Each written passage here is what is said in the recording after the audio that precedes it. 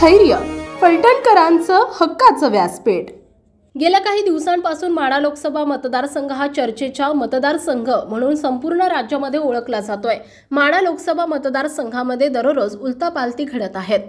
महायुतीचे अर्थात भारतीय जनता पार्टीचे माढा लोकसभा मतदारसंघाचे उमेदवार रणजितसिंह नाईक निंबाळकर यांच्या विरोधात माजी उपमुख्यमंत्री विजयसिंह मोहिते पाटील आणि विधान परिषदेचे माजी सभापती श्रीमंत रामराजे नाईक निंबाळकर यांच्या नेतृत्वामध्ये भारतीय जनता पार्टी आणि खासदार रणजितसिंह यांच्या सर्व विरोधकांना एकत्रित माढा लोकसभा मतदारसंघामध्ये चित्र बदलण्यासाठी कार्यरत राहणार का?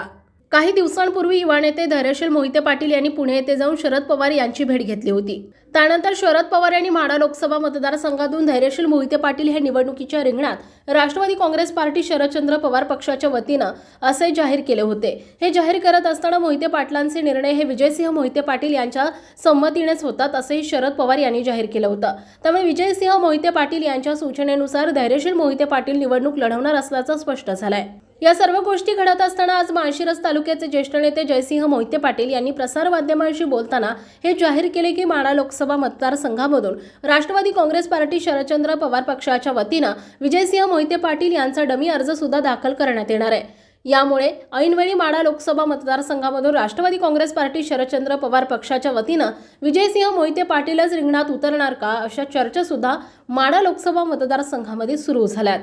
आपल्या परिसरातील ताज्या आणि महत्त्वाच्या बातम्या पाहण्यासाठी स्थैर्य न्यूज चॅनलला YouTube वर सबस्क्राइब करा आणि बेल आयकॉन प्रेस करा।